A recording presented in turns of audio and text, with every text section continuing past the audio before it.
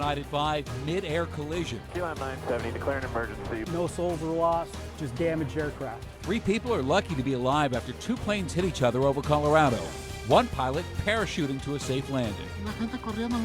Denver7 is digging into the checkered history of one of the companies involved. Plus, a proposal to make sure every Coloradan has access to some mental health care. And a promise to rebuild at the Table Mesa King Supers in Boulder. The parachute you see in this video saved lives. It helped a plane land safely in a neighborhood near Centennial Airport this afternoon after 2 planes hit each other midair. Denver7 CB Cotton is at the Centennial Airport. So walk us through how this happened, CB. Well, Ann and Shannon, investigators are still trying to figure that out, but they say right now their initial findings lead them to believe that this happened after this midair collision happened as 2 planes were trying to land. And just moments ago, this was a very active scene here at Cherry Creek State Park as investigators worked to clean up debris. And we got an up-close look at the plane that had to crash here. I want to let you look at the footage that we were able to capture earlier. This is a single-engine Cirrus plane that deployed its parachute before crashing here in the field at Cherry Creek State Park. Again, the good news, the 2 people on board are okay, but you can see part of the metal framework is destroyed. The Arapahoe County Sheriff's Office says this damage, again, the result of a mid-air collision with this cargo Metroliner jet operated by Key Lime. The Metroliner jet, carrying only the pilot, was able to land safely at Centennial Airport.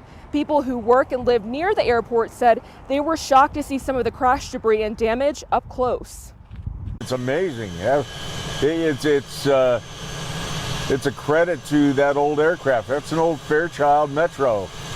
I mean, those things, they haven't made one of those in 40 plus years.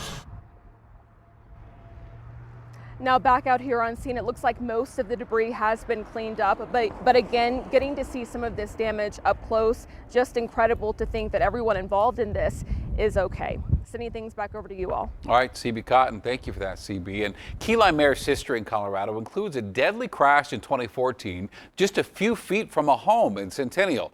Nobody on the ground was hurt, but the 55-year-old pilot was killed. A Key Lime plane was also involved in a deadly collision in 2003 over northwest Denver. In the statement about today's incident, Key Lime Air specifically said their cargo plane was struck by another aircraft. Now, the company's not answering specific questions about today while the investigation unfolds.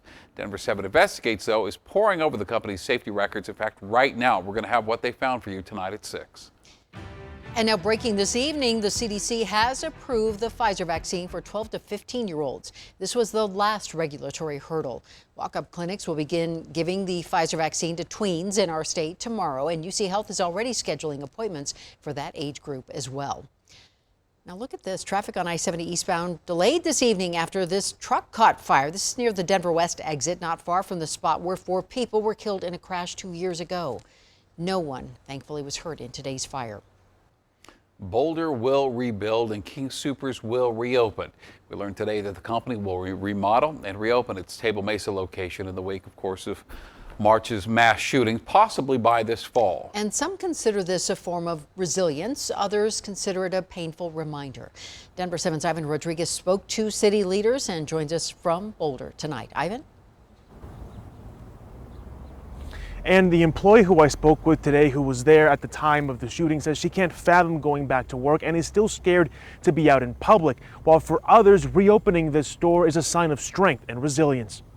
For the last 2 months, life has been anything but normal for Chelsea Krasowski. It makes me sick to even think about it. She was working as a deli clerk at the time of the mass shooting. A couple of my coworkers and I, when it first started, we'd run upstairs into a storage closet. For this mother, the trauma she experienced inside the store has her questioning what returning to work even looks like. Someone drops a pallet in the produce section. Am I going to think I'm hearing gunshots again? Or where are all of my exits? And it's just, I can't get those thoughts out of my head. At the same time, King Supers and the city of Boulder are planning to reopen the store by late fall, after extensive renovation both inside and out. The reopening of this store is the most substantial milestone I envision to mark our return from tragedy. A sign that violence didn't win, and the community will come back even stronger. The atrocity perpetrated 2 months ago still weighs heavily on Boulder. and this announcement launches a critical next phase in our shared healing process. Although some of Chelsea's co-workers have returned to work at other locations, she can't see herself there just yet. I thought about if I didn't go back, what would I do? But I don't even know, because I don't feel safe around people. I'm just scared and I'm tired. For many who witnessed the horrors of the shooting, moving on will be a long process, but one aided by the incredible support they've received from the Boulder community. King Soopers says they donated $1 million to the Colorado Healing Fund to help people who were affected. As for the redesign, King Soopers is asking for the input of both associates and the community. Live in Boulder, Ivan Rodriguez, Denver 7. All right, thank you for that, Ivan. Well, right now, insurance companies are not required to offer mental health coverage, and many people are not able to pay out of pocket, so they never get care. Well, this year, Colorado Democrats want to change that. Their proposal would force insurers to offer you one mental health visit each year, like a physical, as part of your insurance. You no longer have to worry about financial barriers, or you don't have to worry about where I'm going to talk. It makes it accessible for kids and for any individual to be able to get the resources without having to fear what potential barriers, incluyendo el lenguaje, including the language. So this bill has its next hearing in a House committee Friday here in Colorado. If that passes, mental health exams will be covered beginning in January. You've seen these shocking images, decomposing bodies in the basement of a Leadville funeral home. Well, tonight, Lake County's coroner faces new charges for what deputies discovered in the basement of his home. The legal move comes less than 2 weeks after Denver7 Investigates was first to show you this horrific video from a February raid. Chief investigative reporter Tony Kovaleski is live now with the latest on this. And Tony, sources told you to expect today's move by the DA. Yeah, and Shannon, victims' families turned to social media to send strong messages, and pressure continuing to mount in Lake County. Shannon Kent turned in his resignation the morning our first report aired back in April. Now the coroner facing a mounting legal battle. Sheriff's Office, we have a valid search warrant. Answer the door. It started with a door knock and a search warrant back in February. The worst is the upstairs room. It smelled terrible. What'd you find? We have 4 bodies. Inside, deputies found 4 badly decomposed bodies, including a baby inside a casket.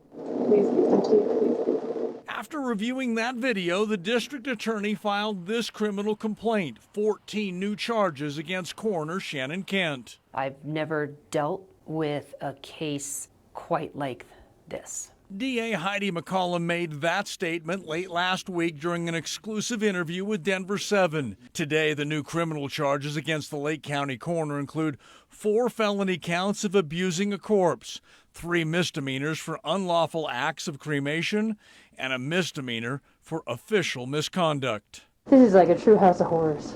How can this happen? I agree. How can this happen? Holy shit, this needs to be condemned. What was your reaction to what we reported? My reaction was the same as everyone else's. Which is? It's concerning. Now, prior to today, Shannon Kent and Stacy Kent were facing charges for similar crimes in Summit County, both expected in court on Monday to face those charges in Breckenridge.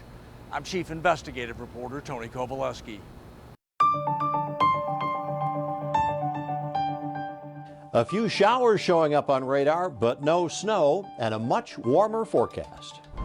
Gas shortage, chicken shortage, car shortage. Oh, it's a huge difference, and it's monumental. Tonight, we're taking a closer look at supply and demand, why we continue to run low on the most necessary items.